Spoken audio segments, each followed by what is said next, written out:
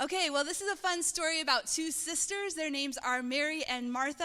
Some of you may be familiar.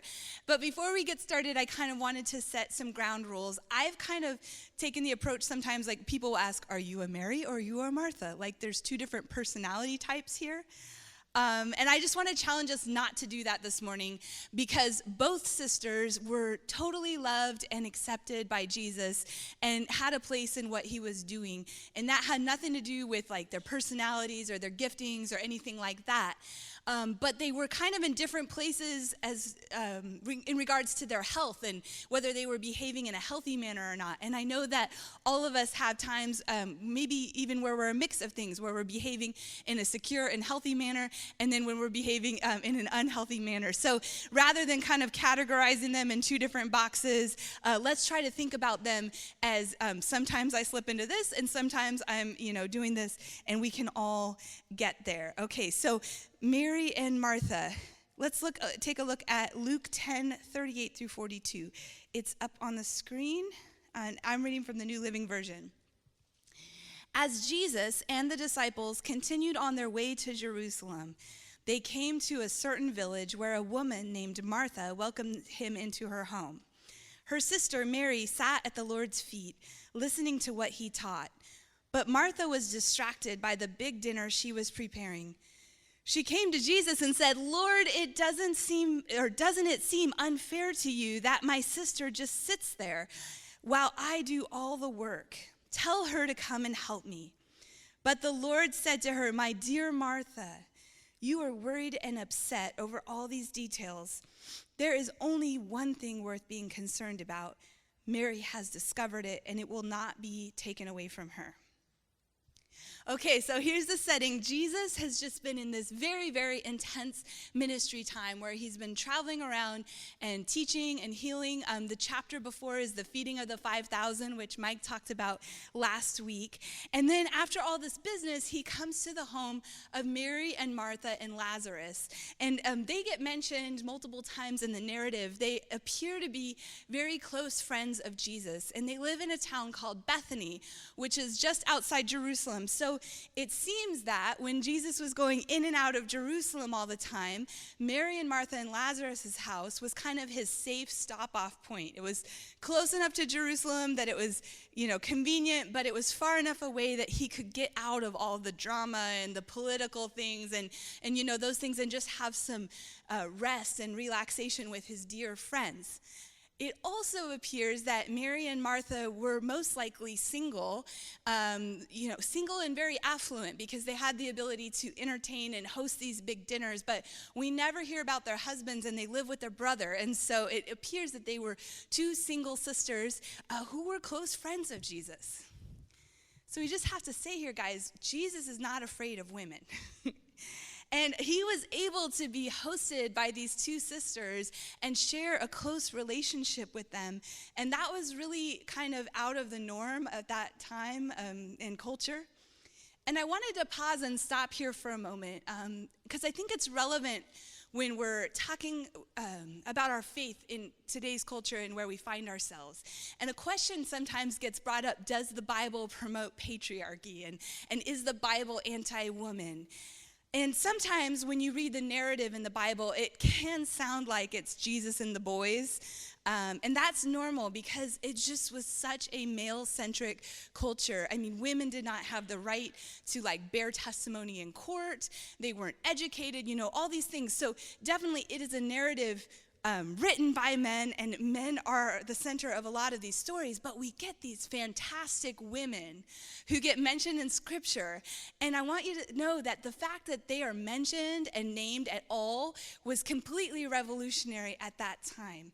And so if you have friends that are asking these kinds of questions, like what about women in the Bible, I want you to really help them to dig in and say, hey, these are women that despite all norms in their culture, had a close relationship with Jesus all through the New Testament.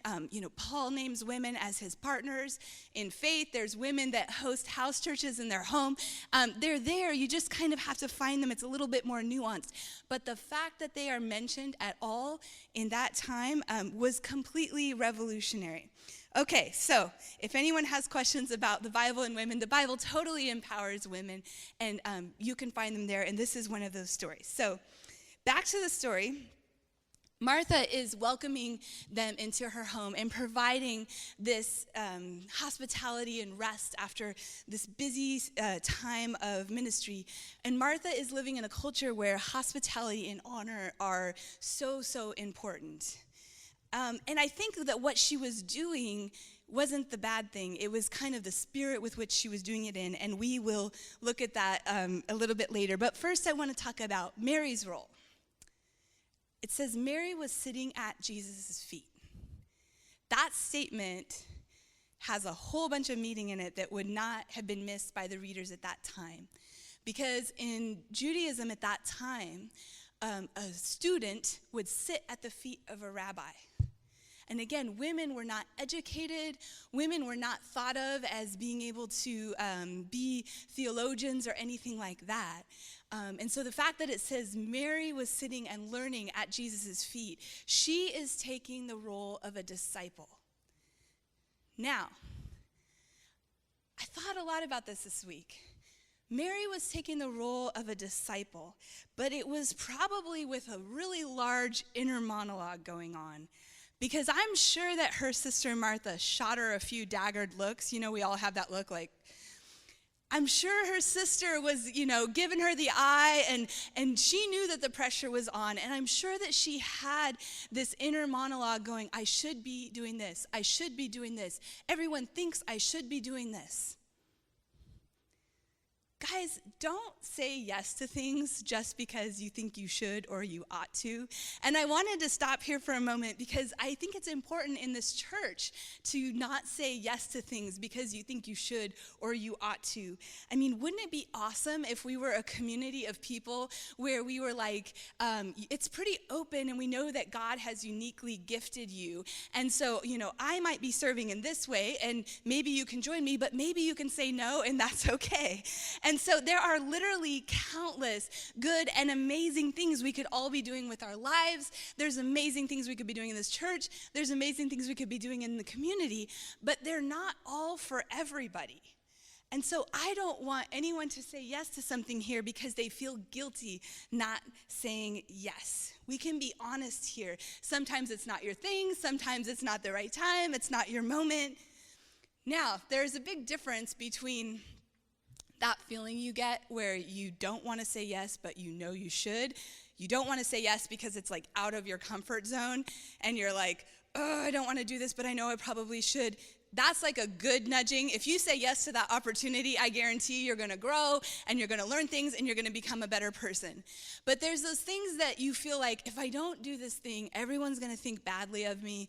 And then you say yes, and you get that low-grade irritation.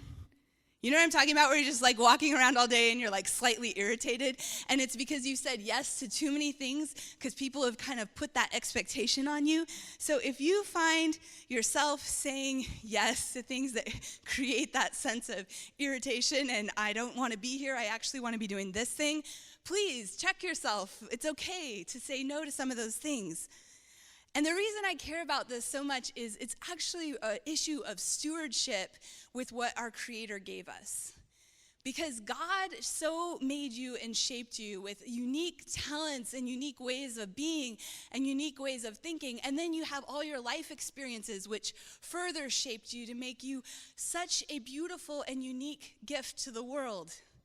And I would hate for that gift to the world to be shoved into a box that it didn't belong in and somehow altered and changed and not shine brightly. So we need to be good stewards of what we are actually given and what our gift actually is without feeling an obligation to do things just because that's what everybody else is doing.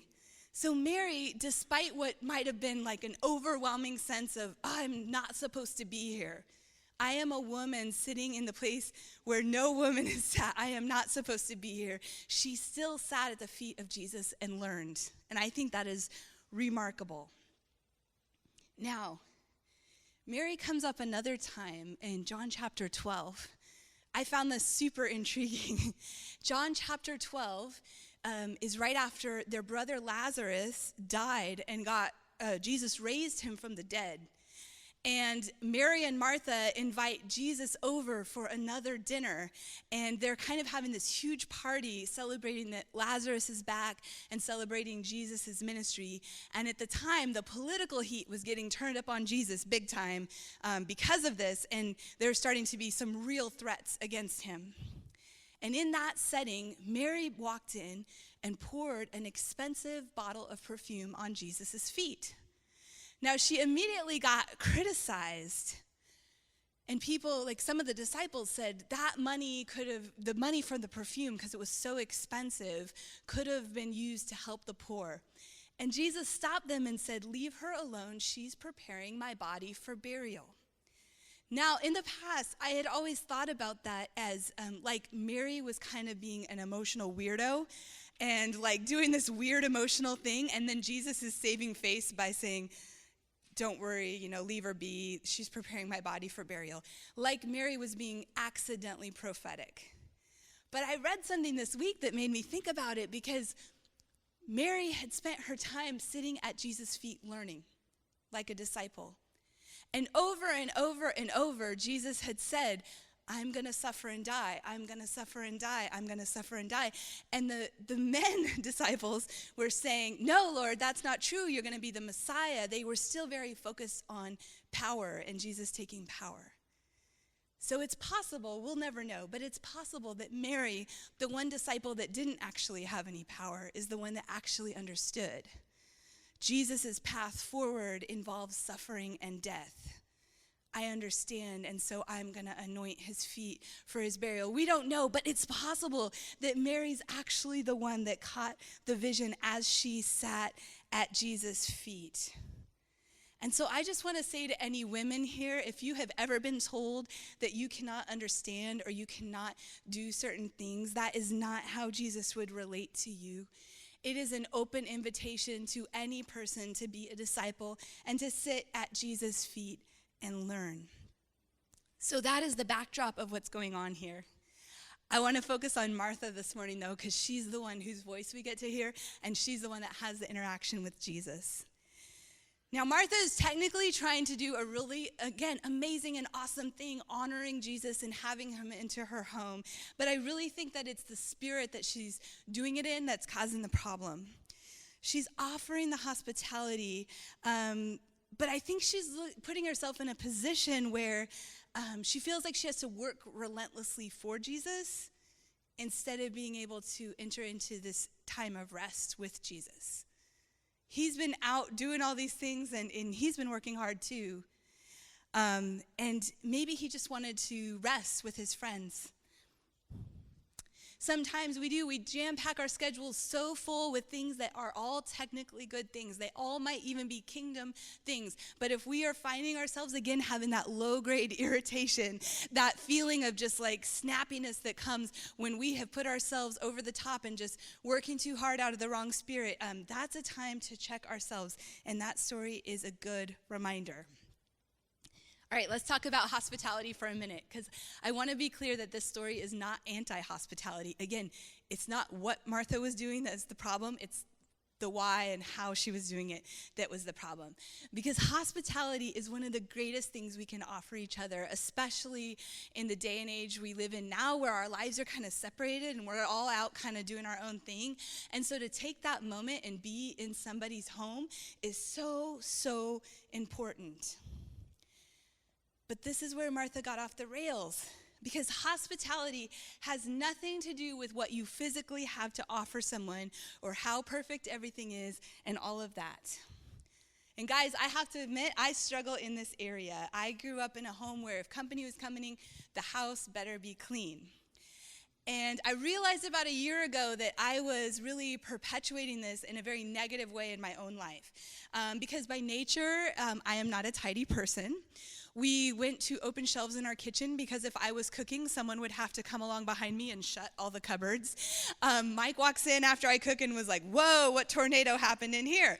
But anyway, I realized that even though the resting state of my house is kind of chaotic, if anyone was coming over, I would fly into this frenzy and put it all back together, which is fine. But when they arrived, I would always say, "Sorry, the house is such a mess." Okay? Then twice in a row, twice, I'm telling you, my sweet daughter decided to expose my behavior, because as soon as somebody came over, she went, "We've been cleaning the house for hours before you got here." And I was like, oh. Anyway, I actually had a talk with her where I had to say, "Don't tell people how long we've been cleaning the house. That's very embarrassing to mommy." And then I realized, oh my goodness, what story am I telling here when I have to pretend that we always live this way? And so I consciously had to flick a switch and say, I will no longer ever tell someone when they walk into my house, "Sorry, the house is such a mess." I just need to say, "Welcome. I'm glad you're here." That's all. I don't need to continue this story with my daughter that things have to be in a certain state for people to come over. Worse yet, I'm going to tell my most embarrassing moments this morning. We were once having company over in Tunisia, and something you could do to really honor people there was to serve them fish. And so I'm not a expert cook of seafood, but they had these small fish that you would just griddle on the barbecue, and that was really achievable, right? You just throw the fish on the barbecue, it gets all grilled, and all is well. So I had my normal fish guy that I bought fish from, and he was so kind. He would always gut and clean the fish and do everything for you and send it home ready to go. And so one day we were having company over, and I went to buy fish to feed them, and my fish guy was closed for the day. So I had to go to a different market stall, and that guy carefully weighed out fish in front of me and then took the little fishies in a back room behind the curtain and was back there for 5 to 7 minutes. And then he came out with them all wrapped up and gave them to me. So I assumed in those 5 to 7 minutes, my little fishies got gutted and cleaned. I don't know what he was doing with the fish in that time, but he wasn't gutting them. So, and this is so embarrassing, I realize, because if I would have known anything about fish, then this would have been obvious. But I threw the fish on the barbecue and did not check them out. And as it turns out, I served at my company a whole bunch of fish with guts and fish poo that spewed out as soon as they cut into it. It was horrifying.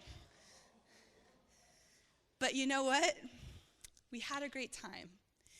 And we're actually closer friends because they have something to harass me mercilessly about from now on. You know, you're special level friends with someone when you can harass them about an embarrassing moment. And I definitely gave them that moment that day.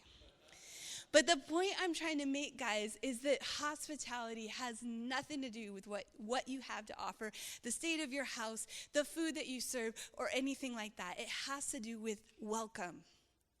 So why do we waste so much time and energy trying to portray this illusion that things are perfect and that we always live this way and all of these things? Let's have each other into our homes and just have it be our homes. It doesn't matter if you're serving up PB&J or opening a can of soup.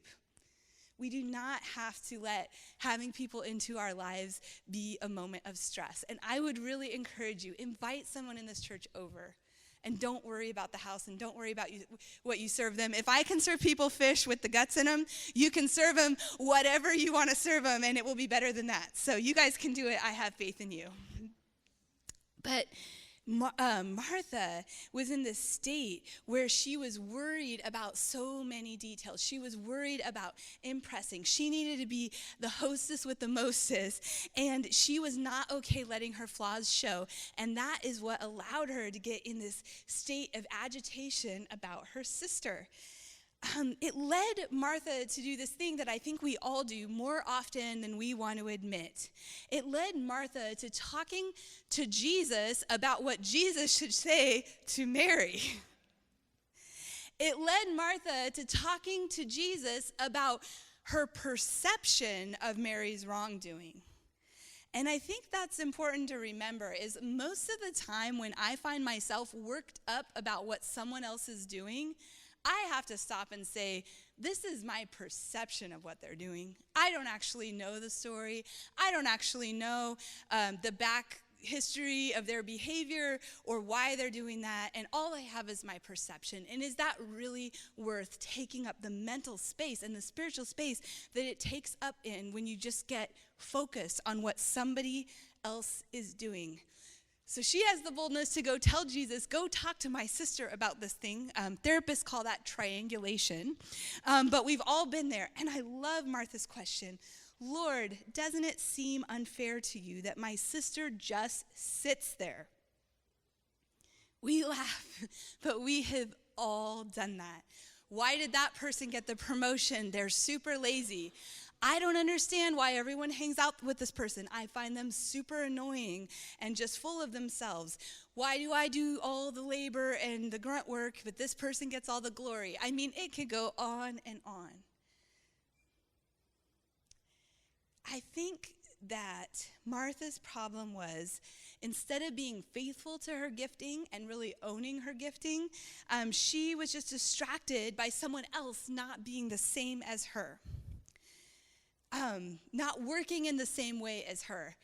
And we all fall into this. The Psalms is full of fantastic poetry on this subject, where David says, God, why are these people getting treated like this when all they do is this, and I am really suffering over here? I've definitely thought those thoughts. I've never written poems about it, but David did. So this comparison runs deep. In John chapter 21, there's this very profound moment between Jesus and Peter. And it's after Jesus has risen from the dead. And he says to Peter, and I imagine him kind of like putting his arms on his shoulders. He says to Peter, Peter, I have such an important calling for you. Feed my sheep. And so he's commissioning Peter to be the pastor of the followers of Jesus that are there. And then he says, along with this commissioning, you are going to suffer like I did, and you're eventually going to die. And I think about all the reactions that Peter could have had at that moment. I mean, he could have asked more questions about his calling.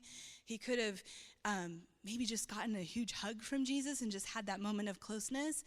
But instead, he immediately turned to John and said, what about him? What about him? And Jesus just nipped that in the bud and said, if he gets to stay here until I come back, that's not your business. We have business, it's between me and you. It's not between me and you and him and you and this kind of thing. We only have to be faithful to our own calling. We do not have to ask other people to be faithful to our calling. They have their own story and their own journey with God. And what happens, the only thing that happens when we start asking other people to be faithful to our calling is that we lose the joy in our calling. We lose the ability to be in this moment and think, man, God and I are really getting to do something special. We're just totally distracted. I can imagine a totally different scenario, and this is why I didn't want us to think about them as two different personality types, where Martha owns her hospitality gift, where she owns that she's the amazing steward of this house. And where she throws this most fabulous dinner for Jesus, and all the placemats match the napkins and the centerpiece, and there's amazing food, and she does this whole thing, but the whole time she's going, God made me good at this, and I get to do this for God. And it has nothing to do with what anyone else is doing, because it's between her and God. Her calling is hers, and she owns it, and she recognizes she's good at it. And that is a totally different scenario for Martha. She's still doing the very same actions, just with a different spirit. Because at the end of the day, relationship is always the end goal in the kingdom of God. The kingdom of God is about love, and relationship is always the end goal. And I wonder if Martha could easily fall into this behavior because she was in a different space still relationally with Jesus.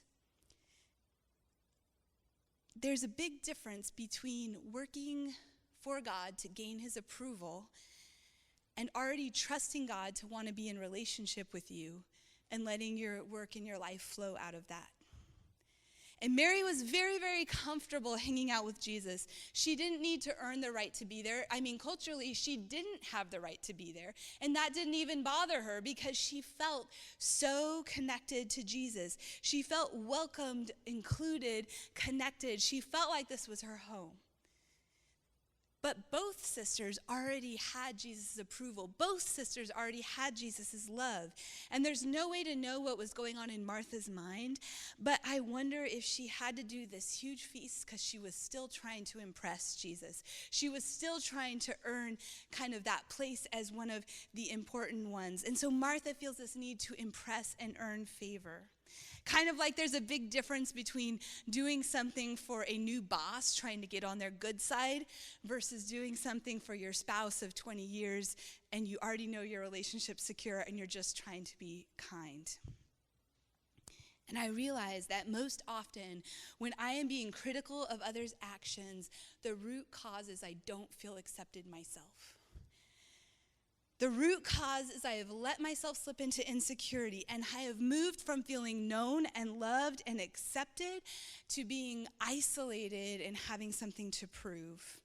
And the easiest way for me to feel that I'm worthy is to pick apart what something else is doing, but what a sad and vicious cycle that is.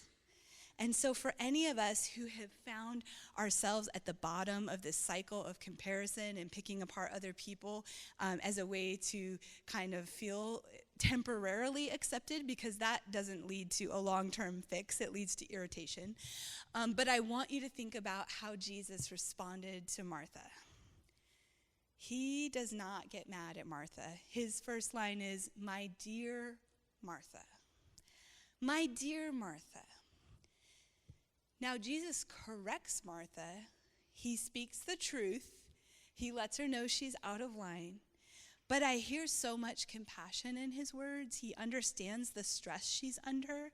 He helps her find value in what she and her sister are doing. I want you to know he doesn't say, "Martha, you horrible jerk. Martha, get off your high horse. Martha, you horrendous proud judger of your sister." No, he doesn't say any of those words. He meets Martha with compassion and understands her stress and pain. Obviously, Martha was carrying a burden she was not meant to carry, and Jesus gives her a path to lifting that burden. He says, "Hey, you know what? All of this stuff, none of these things are required. Really, only one thing is required." I feel like that one thing is connection and relationship. Jesus would have been happy sitting on those first century floor couch things, eating day-old bread and fishies, it sounds like.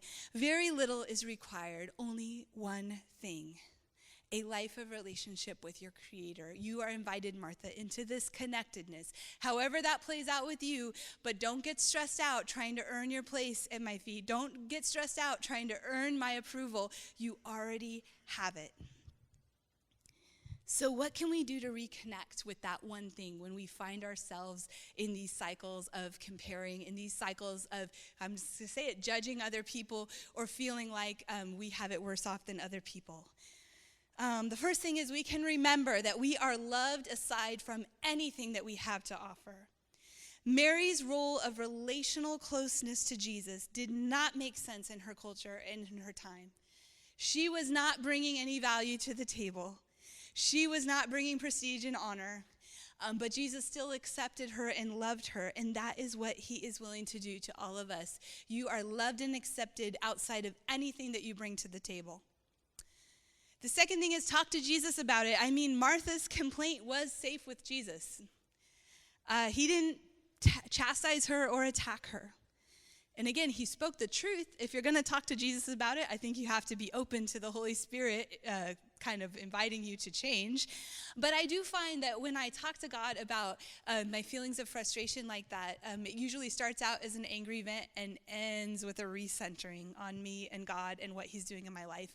And so that is a very safe space to be in, talking to God about things. You just have to be open to what he says back to you about changing. And the third is just recenter ourselves and remind ourselves that we are only responsible for what we do.